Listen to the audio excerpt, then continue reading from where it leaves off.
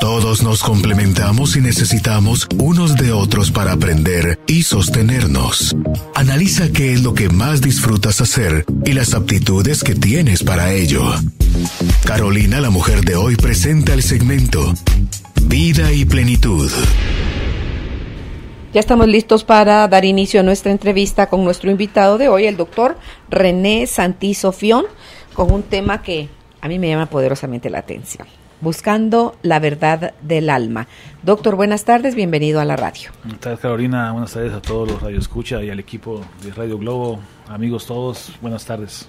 Para diferenciar, doctor, porque puede prestarse a confusión o no siempre lo tenemos claro, la diferencia entre alma y espíritu. Bien, yo he estado investigando un poquito por lo que me ha pasado, de verme de arriba y todo lo que sentí cuando me estaba muriendo. Comencé a investigar qué era el alma para tratar de entender qué era lo que me había pasado, si era mi conciencia, si era mi yo. Entonces comencé desde los libros religiosos a encontrar diversos tipos de terminología para tratar de describirlo. Entonces, algunos le llaman ánima, otros le llaman espíritu, otros le llaman alma, otros le llaman nefesh, ruah, ata, atman, ka, ba, en fin. Cada cultura le da un nombre específico a eso que intuitivamente pensamos que se separa durante la muerte del cuerpo y trasciende aún más allá. Entonces, y que hasta tiene peso, dicen, doctor. Una película que yo revisé y unos libros que revisé, dicen que hicieron esos experimentos en animales, en humanos, y que había cierto tipo de pérdida de peso al momento de morir. Esa es una teoría. Yo pienso que no, porque el alma es tan efímera, tan sutil. Al investigarlo en la religión, después lo leí en la física, lo leí en la filosofía, el ego, el yo, el sí mismo, el ente de Heidegger y muchos temas, muchas definiciones más. Y después, en la psicología, cuando pasó de la filosofía a la psicología, el yo, el sí mismo también de Heidegger, el yo del yo, dicen otros, en fin, ese sentido filosófico del ser y del ente que está dentro del cuerpo, también es otra forma de entenderlo. Después lo leí en física. Y en física lo que dicen que es el observador. El observador es la conciencia del ente que determina la realidad en física. Y entonces, en cada rama de las perspectivas humanas de la tradición, de la historia de la humanidad, le van poniendo nombres diferentes nombres, yo creo, a un mismo concepto. Incluso ahora que estoy leyendo un poquito de materialidad y dinero, le llaman naturaleza humana. Entonces, para mí, naturaleza humana, observador de la física, la conciencia de la neurobiología, el alma, el ánima, el espíritu, la psique, decía Aristóteles, de donde sacaron psicología, de donde viene la psiquiatría, que es el estudio de la mente. Y Jung y Freud decían que era la psicología era el estudio del alma, la medicina del alma, y muchos filósofos hablan igual. Entonces, desde la perspectiva que lo estoy viendo, es un mismo objeto, por decirlo de alguna forma, porque tampoco es objeto, pero algo que se determina a través de diferentes nombres, pero es algo que está ahí, la energía, digamos, la energía del cuerpo. Para que podamos entender lo que estoy tratando de decir, es la energía del cuerpo, o la conciencia del cuerpo, o lo que trasciende más allá del cuerpo, digamos. Entonces, eso es lo que yo estoy investigando, porque como yo me vi tirado desde arriba, y mi conciencia supuestamente estaba dentro de mi cerebro, ¿cómo hacía yo para verme? ¿Qué es lo que estaba viendo en mi cuerpo? Definitivamente tiene que ser algo diferente a mi cuerpo. Entonces, al entender de física, entendí que la materia se transforma en energía, y la energía puede estar simultáneamente en el cuerpo y en muchos lados más, infinitos lados más, en física, estoy hablando de física. Entonces, la simultaneidad de la física es una forma de entender cómo me estaba viendo. Por eso que eso era posible. Ajá, era posible. Entonces, cuando leí, hay un libro de los judíos que se llama Maimónides. Y entonces yo estuve una historia muy interesante. Me dieron la oportunidad de irme en primera clase en un viaje largo. Y me senté a la par de un patojo de 20 años. Entonces yo venía leyendo Maimónides, ¿verdad? Y él venía leyendo unos libros de física, pero cuando comenzó a hablar tenía acento argentino. Entonces dijo, bueno, es argentino. Entonces yo me levanté al baño, y cuando regresé, él tenía mi libro. Entonces yo me senté para que me diera mi libro. Y él venía leyendo mi libro. Le dije, mira, yo también quiero leer, ¿verdad? Entonces nos pusimos a platicar ahí. Sí, una historia increíble. Entonces me dice, para no hacer larga la historia, él resultó ser un físico de la NASA, de 19 años. Y él me recomendó que fuera a leer la Cábala judía. Y al leer la Cábala judía y otros textos de la Torá y otras cosas más, ahí habla Maimónides precisamente de eso, la diferencia entre el Ruah, el Nefesh y el Ruh. Y él dice, el filósofo dice que depende en qué sentido lo ponga en la literatura, así lo va a interpretar las personas, pero que no se puede poner de acuerdo para definir algo. O sea, como que tiene muchos sentidos. Tiene muchos sentidos. Incluso hay un filósofo que se llama Wittgenstein, que dice que las palabras tienen diferentes interpretaciones. La misma palabra. Entonces una misma palabra, cuando lo tenemos desde el punto de vista neurobiológico, y tiene mucho sentido para usted y para mí, puede ser diferente la misma palabra. No digamos entre Salvador y aquí, o Nicaragua, que tenemos la palabra y la usamos para diferentes cosas, pero aquí en Guatemala la misma palabra, relacionada con sus emociones, con sus pulsiones y sentimientos, va a ser diferente, su interpretación de la mía. Por eso es que dicen los físicos que cada quien interpreta su realidad, porque los sentimientos que tengo en mi cerebro, con todas las sensaciones y mis experiencias, van a interpretar una palabra, no digamos un libro, ¿eh? Una palabra va a ser diferente de sentido para cada quien. Entonces, un concepto como el alma va a tener muchas interpretaciones. En la religión cristiana le dicen espíritu, por ejemplo. Es como yo he hablado con personas que se dedican a esta teología, me dicen, es que ese es el espíritu. Basta, bueno, entonces el espíritu porque es una forma de entendernos. Entonces, como humanos que somos, tenemos que formar paradigmas y constructos abstractos para que nos podamos comunicar, interrelacionar y transmitir mis pensamientos a los suyos. Tenemos que hablar.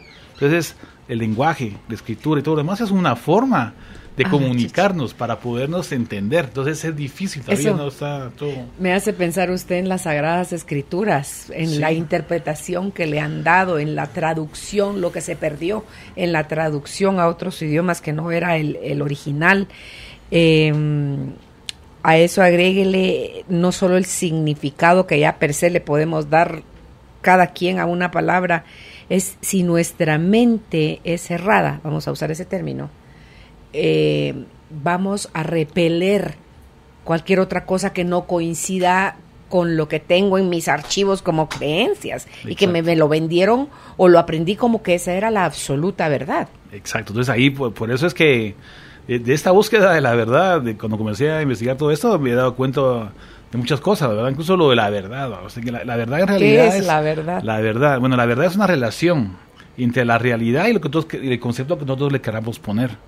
Pero el problema de la realidad es que cada quien la interpreta. Entonces, ¿qué es la verdad? Bueno, desde mi perspectiva, la verdad absoluta es Dios. Pero aparte de Dios, no hay una verdad absoluta, ni siquiera en física. Te voy a contar. Por ejemplo, la gravedad de Newton se amplió a la gravedad de Einstein, que es la teoría de la relatividad general. La gravedad de Einstein se amplió a la teoría cuántica. Esa a la teoría de las cuerdas. La teoría de las cuerdas a la teoría M. La teoría M a la teoría del todo. Y la teoría del todo, que todavía no se ha encontrado, se está investigando, es la teoría de todo este universo. Pero si hay infinita cantidad de universos, en infinita cantidad de dimensiones, ¿cuál es la verdad? Entonces, entonces, cuando uno trata de entender eso, pues realmente es algo difícil, pero para mí esa es la verdad. O sea, si aquel día me estaba diciendo un ateo hace un par de días, que en qué Dios creía yo, le dije, bueno, yo creo en el Dios de la verdad. En la verdad de la teoría del todo de este universo y en la verdad de la teoría del todo de todos los universos. Camino, verdad y vida, dice en la Biblia. Camino es una forma de vivir. Vida, explícame la vida, le digo yo. Y la verdad. ¿Entiendes? Esto como filosóficamente me vas a decir, bueno, sí, ese es el todo absoluto. Es el Dios apofático, dicen algunos, o Dios catafático. Pero hablando fuera de Dios, entonces las verdades, como tenemos que relacionarlas, son relativas. Las verdades de la medicina. Ahorita lo comentábamos hace poquito aquí. Entonces, antes se decía que la locura era provocada por una piedra que estaba dentro de la cabeza, en el siglo XVIII. Entonces abrían la cabeza, sacaban la piedra según ellos y se aliviaban. Nunca se alivió nadie, ¿no? Porque no había piedra tampoco. Entonces ahora nosotros decimos, bueno, yo hoy una plática hoy en la mañana, vamos a quitar los pólipos. Digo, bueno, eso lo hacía Hipócrates hace 3000 años, quitar los pólipos y los arrancaba con una esponja. ¿Y qué hacemos nosotros ahora? Quitarlos con una pinza y un endoscopio. ¿Y qué diferencia hay? Nada. Pero en un futuro, esos pólipos se van a desaparecer con nanotecnología y medicina de avanzada. Entonces la verdad de Hipócrates es la diferente a nuestra verdad y a la verdad que viene en el futuro. Entonces la verdad se va ampliando, ¿va? Incluso en matemáticas. Hay una teoría que se llama incomplenitud de Gödel y esa verdad matemática dice que hay cosas que la matemática no se puede explicar. Entonces, si ni la física tiene toda la verdad absoluta, ni la matemática tiene la verdad absoluta. Y ahí me acuerdo de una cosa muy interesante. Hay un libro que se llama de Bertrand Russell, que se llama ¿Por qué no soy cristiano? O algo así. Y él argumenta que un metro es un metro aquí y en cualquier lugar del universo. Y no es cierto, porque un metro en un agujero negro deja de ser metro. Un metro atrás del Big Bang deja de ser metro. porque el tiempo y el espacio cambian, las leyes de la física cambian. Entonces no es cierto lo que él dice. Entonces ese fundamento bueno, según entiendo yo, él es uno de los padres del ateísmo, digamos, porque es muy profundo en sus pensamientos. Pues esos argumentos es inválido, pues porque no puede ser. El metro no es el metro en todos lados. Hay partes donde no es un metro, porque el metro se dobla. Y como el tiempo-espacio se dobla, un metro puede ser nada, o puede ser todo. Es lo mismo, sin irnos tanto a la física cuántica ni a nada de eso, doctor. En el día a día, las personas como nosotros, comunes y corrientes, donde estamos en la sala de espera de un hospital porque un familiar está siendo intervenido quirúrgicamente y va a estar ahí 3 horas, son las 3 horas más largas de su vida. Sí. Ahora bien, usted está con su pareja de romance, en pleno cantineo, está a punto que le digan que sí, y se pasan 3 horas en un suspiro. Exacto. Entonces, ¿qué es en realidad el tiempo? Sino la Sí. interpretación y el uso que le damos nosotros es el que lo haga corto o largo. Sí, incluso la psicología de ahora, el mindfulness y la atención plena y el fluir se basa en ese concepto que usted está diciendo, que si nosotros tenemos atención en algo y ponemos toda nuestra atención en algo, el tiempo se para. Si estamos felices con la novia o con el novio, el tiempo se detiene. Usted está investigando algo. Y está metido. Imagínense a Einstein y a Newton y a todos ellos, Graham Bell, y todos ellos enfocados, no comían, no dormían, estaban tan ensimismados, tan metidos en el presente, le llamo yo a eso, que es donde está para mí ahí está la magia, la oportunidad de conectarse con el todo, donde está toda la información, y es solo como que estiraran el bracito, jalaran y transcribieran a ideas o a productos o a descubrimientos, a inventos, ¿verdad?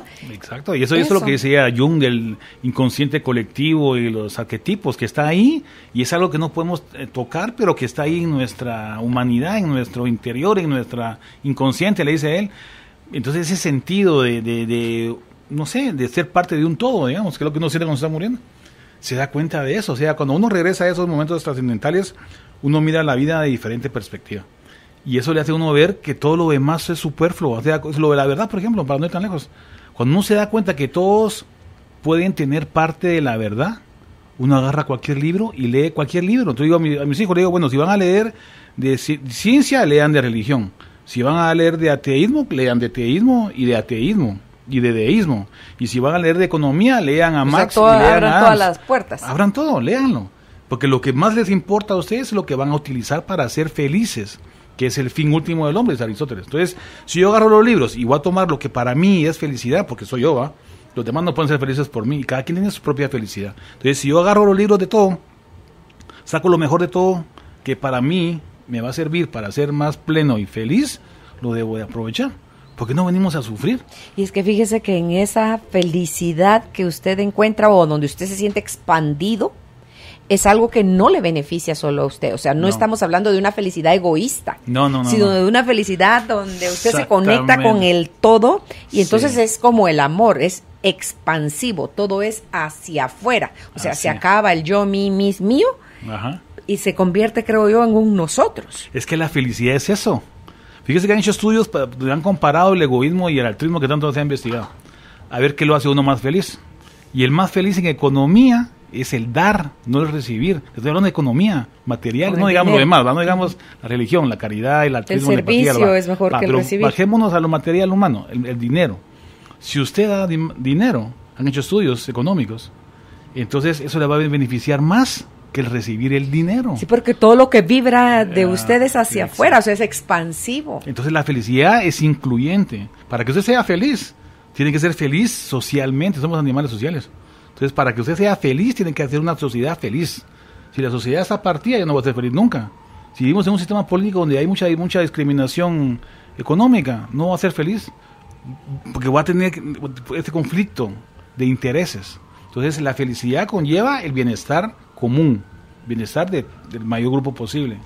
Pero, en lo que se llega a eso, tenemos que buscar algún tipo de felicidad más cercana. Y eso significa un equilibrio físico, mental y social.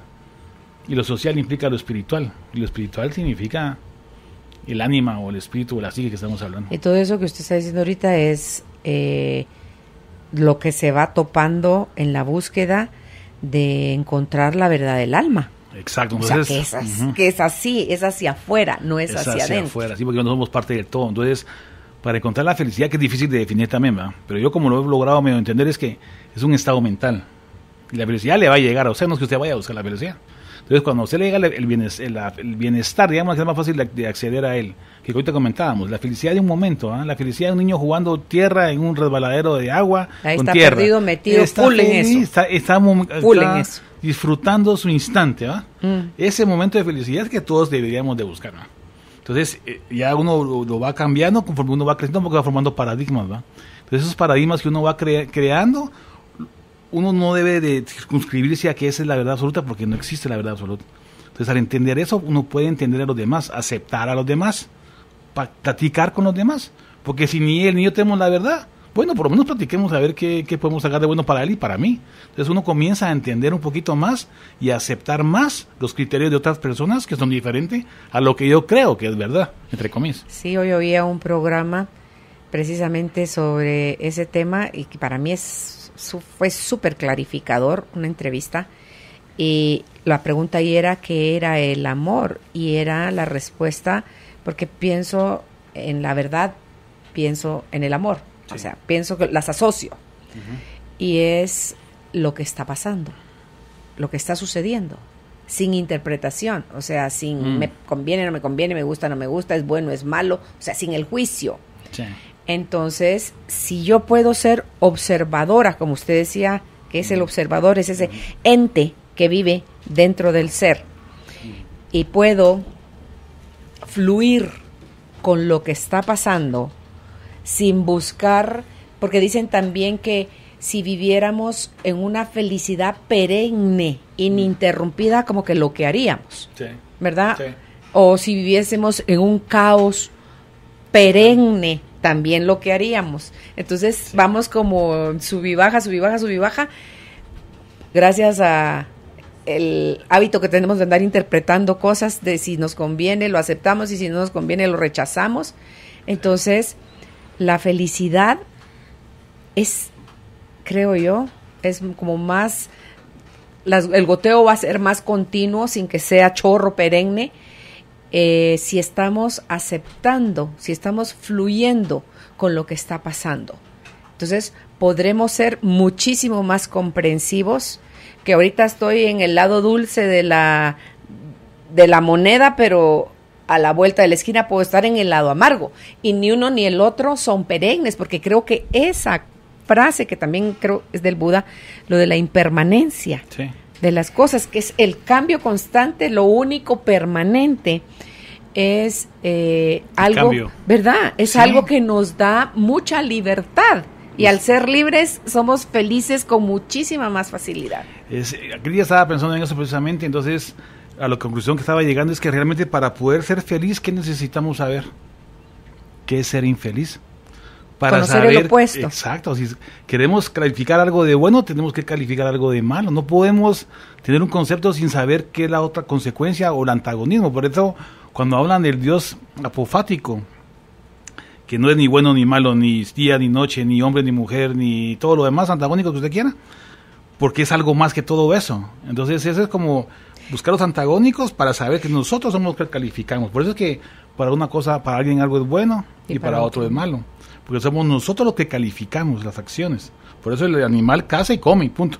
No anda viendo si es bueno o no, o es malo cazar un ciervo. El león se lo va a comer, porque tiene hambre y sus hijos también. Entonces, al dejar de calificar, por eso decía Buda que había que evitar eso del sufrimiento con el deseo. Entonces tiene que dejar de desear. Pero los antagónicos son hechos por el hombre. Vea, nosotros somos los que organizamos todo en paradigmas para calificar. ¿Eso es bueno o eso es malo? ¿Nos sirve como una medida, tal vez, sí, de relación? Es que es necesario. O sea, nosotros evolucionamos como especie del Homo sapiens en base a eso. Lo que nos ha hecho distinto de los animales es que tenemos la capacidad de construir abstracciones. Por ejemplo, el dinero. Por ejemplo, el lenguaje. ¿Cuántos lenguajes hay? Las fronteras. ¿Cuántas fronteras hay? ¿Cuántos países hay? ¿Cuántas razas hay? ¿Cuántas palabras hay? ¿Cuántos idiomas hay? Porque todos estamos construyendo constantemente paradigmas, pero son paradigmas sociales, ¿verdad?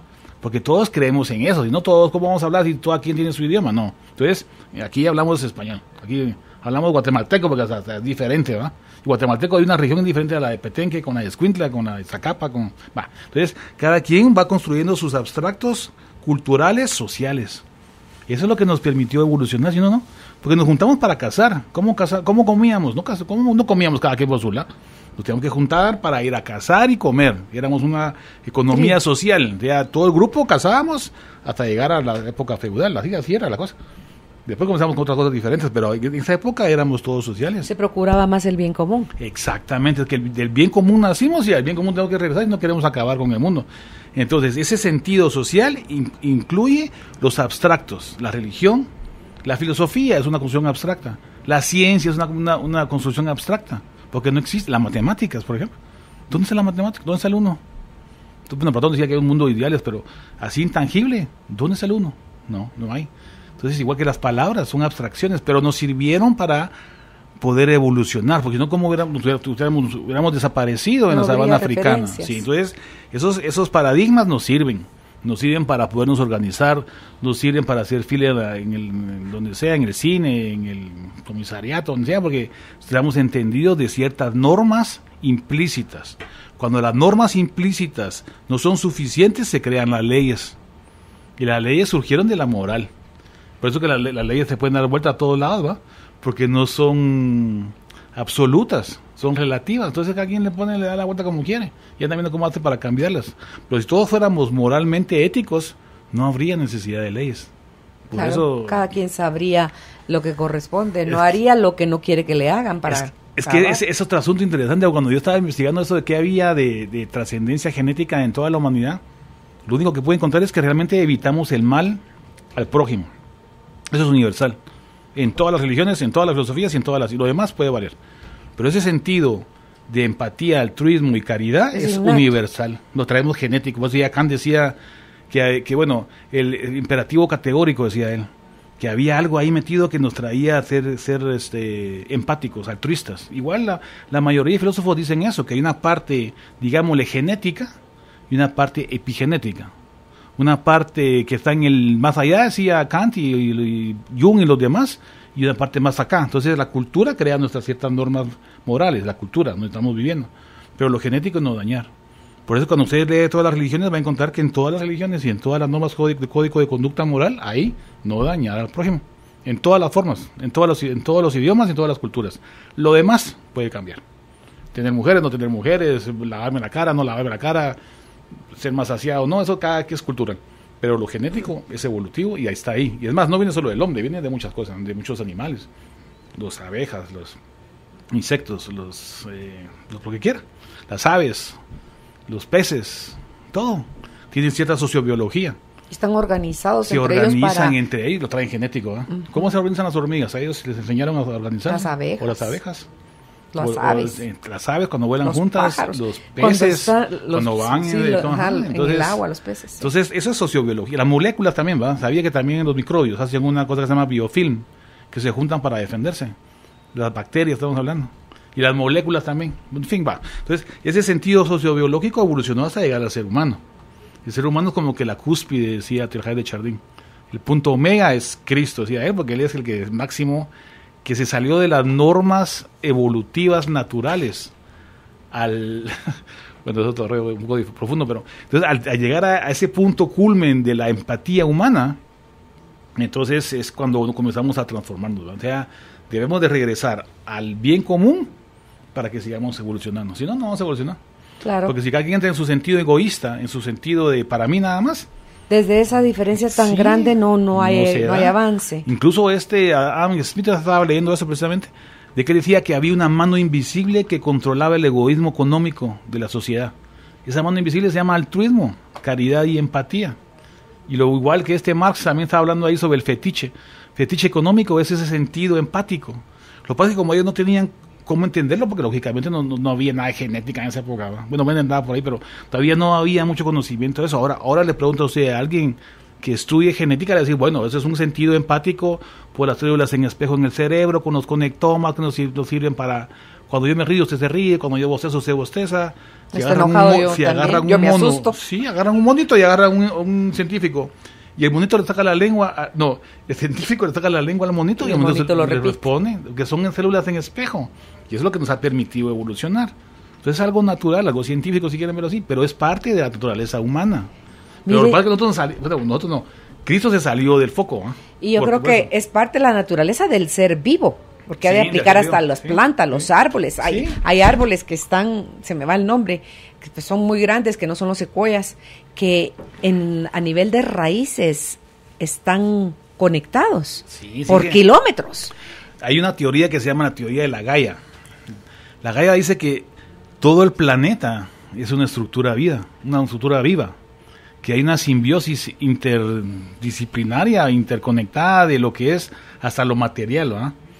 Porque, entonces, mira, pues, lo que dice Darwin es que los animales se adaptan al medio, pero el medio también afecta a los animales.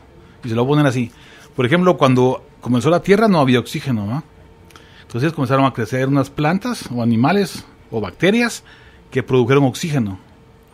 Ese oxígeno permitió modular los animales, o sea que el medio habitó la tierra, le hizo habitable la tierra. Entonces, el animal se adapta al medio, sí, pero el medio también se adapta a los animales. Es bidireccional, o sea que la teoría de Darwin era la mitad. La otra mitad es la teoría de que el medio modifica a los animales y los animales modifican el medio. ¿Qué estamos nosotros con todo el planeta ahorita? Lo estamos calentando y lo vamos a acabar.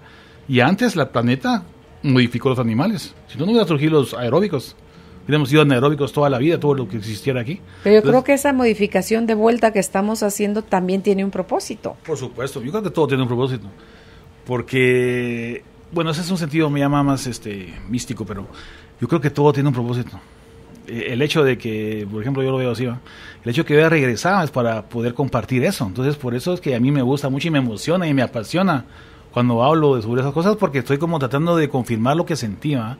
Y la buena noticia es que sí estoy encontrando respuestas, porque el problema sería que no encontrara, ¿va? Entonces ahí sí saber qué hubiera pasado. Pero para ello ha tenido que darle a todo el círculo, ha buscado, ha leído, se ha abierto, ha verificado, me imagino que en otras quedará todavía abierta ahí el signo de interrogación de la duda. Por supuesto. Y yo creo que en todo esto, doctor, en esa búsqueda de la verdad del alma, a mí me resuena en mi corazón más que si queremos llegar ahí, es que nos empecemos ya con afán, dijera yo, o sea, esmeradamente dedicándonos a eso, a ser. Claro. Seamos, porque René Santisofión tiene que ser el mejor René Santisofión, yo la mejor, Carolina Alcázar la mejor, Judith el mejor, Juan Pablo, no yo ser igual que el doctor o mejor o peor, sino que ser solo yo. Y como yo, hay otras comunicadoras en distintas partes del mundo, cada una siendo sí misma, aceptándose a sí misma, porque en esa medida creo yo que es como más chance tenemos de expandernos y de recordar quién realmente somos, y es como más vamos a favorecer la evolución de otros también, no solo la propia, porque bueno, desde la mirada de que estamos separados, vamos a favorecer la evolución de otros. Mentira, pues si somos un todo, evoluciono yo, evoluciona todo. Todo, sí. Me estanco yo, se estanca todo. Así es. Retrocedo yo, si es que eso existe, retrocedemos todos. Sí. Pero es todo parte de la ilusión del sentirnos esta forma, con esta mente, identificándonos con estas creencias, seguir basando nuestra mirada hacia el futuro o hacia la historia con creencias limitantes, queriéndolo meter todo en cajitas, clasificando, con juicios rígidos, sin reconocer que lo único que tenemos son posturas, y esas posturas lo único que hace son bandos. Bueno, en fin, es increíble, fíjese que hermoso. Sí, es que nosotros somos parte de un todo, y como parte de todo tenemos que entender que tenemos que aceptar a los demás, porque las cajitas que hacemos nosotros, el problema es que pues creemos que son verdades absolutas. El problema es ese.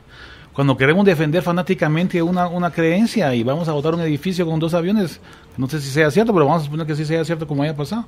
Entonces, eso es lo que la radicalidad es lo que nos desorienta. Porque si todos pueden dar su opinión, ¿no? Por supuesto, y sería bueno que nos pusiéramos todos a platicar, para sacar todos provecho de todos. Pero cuando agarro un bando, dice usted, y me pongo aquí necio con que esa es la verdad y yo la voy a imponer, aunque no quieran, ahí es el problema. Entonces ahí, como ahí dejó de ser verdad. Sí, porque entonces, mire cómo está Nicaragua. Entonces, cuando quieren imponer una verdad absoluta a guerra, a fuerza y a muerte, jamás, o sea, tarde o temprano va a parar en otra cosa. Porque no se puede dominar la mente humana. El problema es ese, o sea, esas teorías que todo el mundo supuestamente son las mejores, no van a ser nunca mejores porque falta el factor humano involucrado en la teoría. Cuando usted tiene una teoría, la pone en la práctica, ¿qué es lo que determina la teoría? El ser humano, la mente. Pero la mente es tan poderosa, lo que usted dice, que esa alma, le vamos a llamar alma, a eso que modifica nuestro cerebro para que seamos felices o tristes. Somos nosotros mismos los que tenemos la determinación de poder hacerlo. Yo creo que es esa parte de Dios que habita en nosotros. Sí, definitivamente. O sea que no hay duda. O sea, cuando el otro día también estaba pensando en eso y decía yo, bueno, si Dios está tan más allá de lo que puedo definir, ¿cómo hago para entablar una relación? Entonces la única relación es la empatía, el altruismo y la caridad, el amor ágape. El servicio, es la única forma, porque lo demás no, pero eso sí, porque eso es trascendente y es hasta cierto punto, como le digo, antinatural, porque se sale del egoísmo por sobrevivir, por el altruismo, por dar vida a alguien más, aunque yo me muera, aunque todos mis genes se mueran, pero van a vivir los demás. Eso no es genético, no es evolutivo, no es racional. Entonces ese sentido de entender, ¿cómo entiende eso? A través de la empatía, la caridad y el altruismo. No hay otra forma, es la forma fácil y humana de entender a Dios, porque no hay otra forma. Si hay que entender a Dios racionalmente, nunca la va a encontrar, porque es demasiado complejo, no se puede. Entonces tiene que tener algo, y ese algo es únicamente el amor ágape, no hay otro. Bueno, tal vez habrán otras cosas, por ejemplo la vida y el camino y el esforzarse diario, es otra forma de entenderlo. Pero yo creo que el punto es ese, porque cuando yo encontré en esa investigación que dice que había 3 puntos cardinales: Dios o la divinidad, o como le quiera llamar, el ser, el alma, el nefesh, el ruah o el espíritu, y los códigos de conducta moral. Los códigos de conducta moral se reducen a amar al prójimo. Ahí está el amor. Dios está en el prójimo. Es una forma de entenderlo.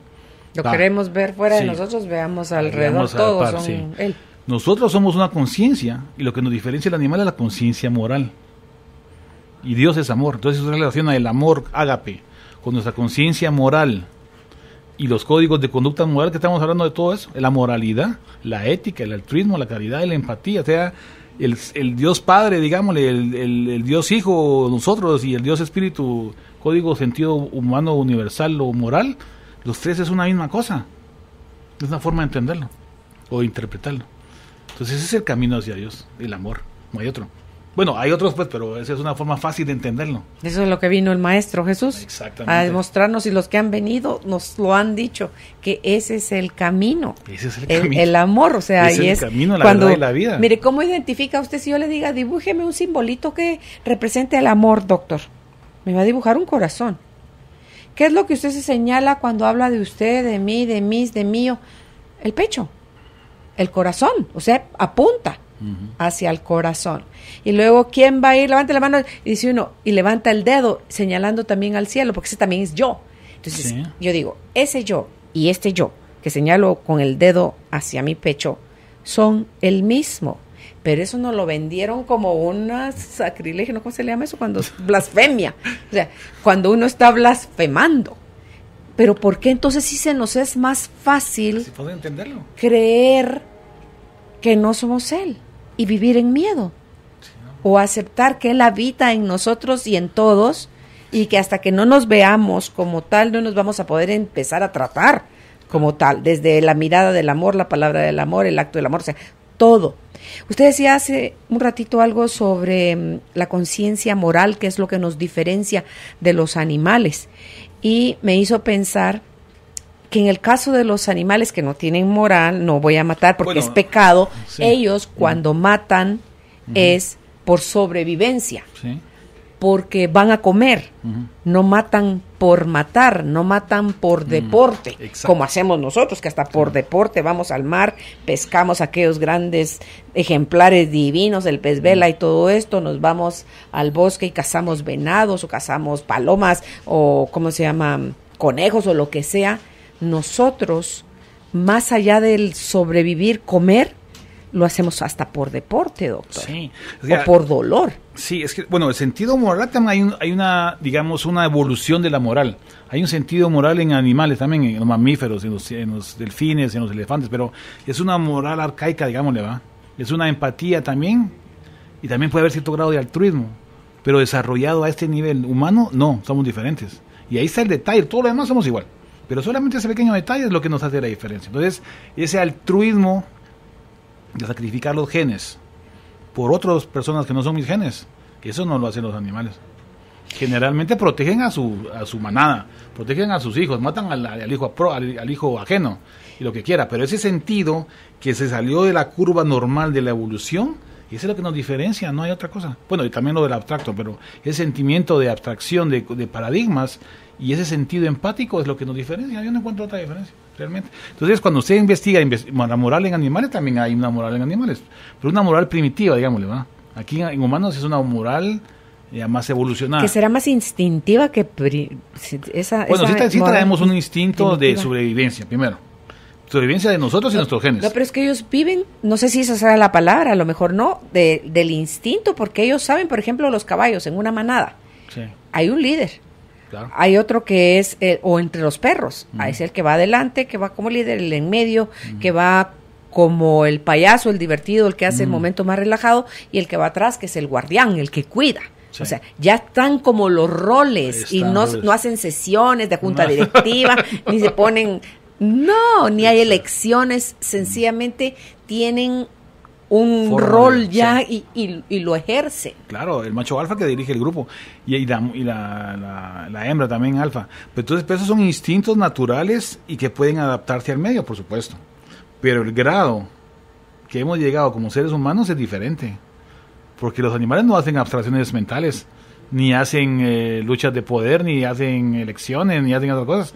Entonces, ese sentido empático, altruista, más allá de lo natural, digámosle, va, de alguna forma de entenderlo, es lo que nos diferencia.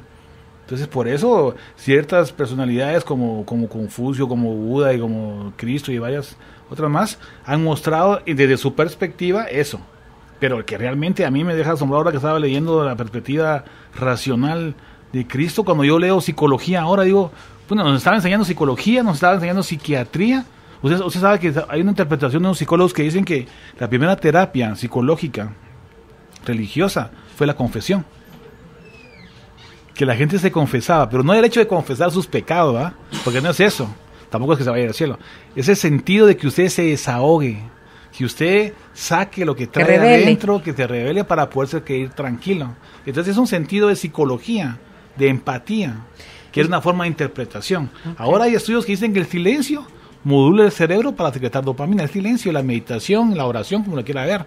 Entonces también hay un sentido de oración, ese aislarse en el desierto, ese irse a una cueva. Acabo de ir a Manresa yo, y donde estuvo Ignacio de Loyola, y realmente uno cuando está solo se siente más unido al todo. Pero hay confesiones internas. También. Porque yo cómo puedo confesar algo hasta que lo descubro, o hasta que sé que lo hice y lo tengo callado, o finjo que sí, o sea, como mecanismo de defensa lo borro para que no me esté lastimando. Pero en el silencio, doctor, cuando ya estoy sin tanto ruido, en más conexión con el todo, me puedo ver más amorosamente a mí misma y poder entonces aceptar con más facilidad aquellas cosas que yo estuve bloqueando, que negué, que rechacé, que ataqué. Y entonces el verlo desde una mirada más amorosa, eso es una confesión, es un decir, pues yo antes tenía una postura mental mucho más rígida y entonces ahí yo descartaba en automático todo aquello que no resonara conmigo. Entonces, esa es una confesión interna. Claro. Aparte es como cuando voy a terapia, ¿verdad? Exacto. Y suelto todo lo que pienso, siento y tengo miedo, ¿verdad? Es una terapia. Entonces, cuando uno comienza a desahogar esos sentimientos internos, por eso es lo que uno también no puede tratar de hacer solito uno. Pero yo creo que es más fácil. Si somos empáticos, tenemos el cerebro ya programado para tener una relación social, para algo está ahí, ¿va? Entonces, si está ahí y usted trata de tener una empatía con alguien y se confiesa con su esposo o con su hijo o con quien le haya hecho el daño, se va a sentir mejor. El simple hecho de pensar en eso ya no es carga. No tiene que ser el padre, ¿va? Puede ser la persona con la que usted tiene problemas, pues, digamos. Usted tuvo un problema con alguien y va y le dice, mira, disculpa, no sé y se desahoga, reconoce sus sentidos. Aunque el otro pueda tomar una postura diferente, usted se va a relajar psicológicamente, psiquiátricamente, va a estar más sano de la mente. Ese es el fondo del pedir perdón. Exacto, y por eso hay que pedir perdón. Pues es una terapia psicológica. Bueno, yo estoy hablando desde el punto de vista psicológico, pero desde el punto de vista de salud mental también, o sea, no tiene que ser psicología, salud mental. Hay que tratar la manera de ser más empáticos con los demás. Como usted decía, la parte de la felicidad es ser empático con los demás. No puede ser feliz solito, tiene que ser feliz con los demás. No. Si no, uno es un ser social. Algunos podrán ser excepcionales y vivir en una cueva solitos, pero son los menos, ¿no? La mayoría tenemos que ser unos entes sociales y comunicarnos con los demás. Por eso hay dos partes en el cerebro, la parte racional y la parte emocional. Por eso cuando uno se aísla y ya se tranquiliza todas las emociones del sistema límbico, ya uno comienza con la parte espiritual que está en el lóbulo frontal. Eso hace una reflexión, meditación, contemplación del sol cuando baja o sube en el mar, lo que quiera. Y eso lo hace ser más espiritual. Viene el arrepentimiento. Entonces eso lo va... Entonces, eso son muestras de cómo vivir la vida, del compartir, del ayudar al prójimo, de ayudar a... ¿Cómo se llama? Que estaba tirado, ¿cómo se llama? El fariseo que estaba tirado ahí, el buen samaritano, por ejemplo. Esa es una forma de explicar que... Así lo entiendo yo, que Dios estaba en ese samaritano tirado ahí, que no se pueden ver con los judíos, se odiaban, ¿verdad? ¿Cómo Jesús va a aquella donde sacan el agua, el pozo, y le habla a la mujer, que era prohibido hablar a las mujeres, ¿verdad?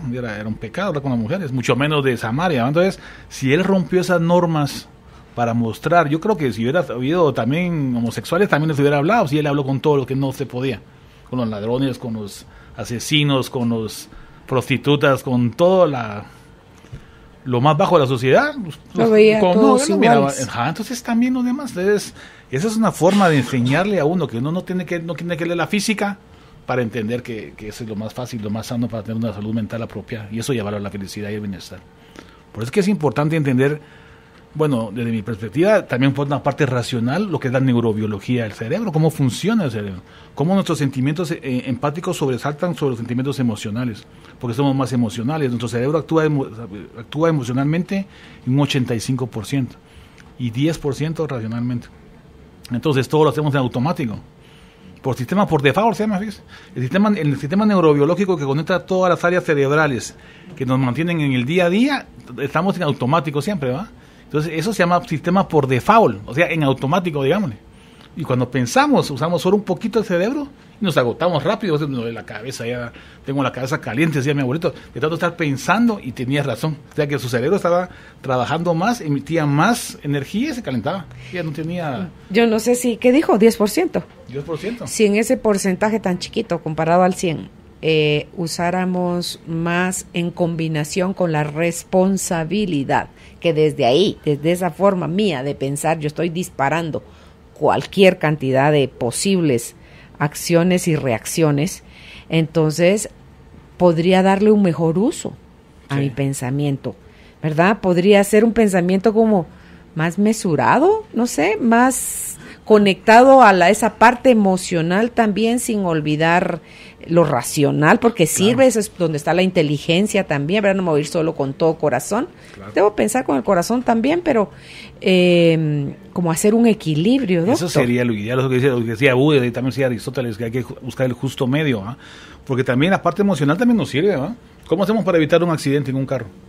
Reaccionamos instintivamente, intuitivamente y por reflejo, para sobrevivir en el trabajo, para todo. El mismo miedo que sirve para preservar la vida. Exacto, o sea, las emociones son buenas, son importantes para sobrevivir, pero también es importante la parte racional, también es importante la parte espiritual. Por eso las inteligencias que dice Goldman o algo se llama. Entonces, ese tipo de inteligencias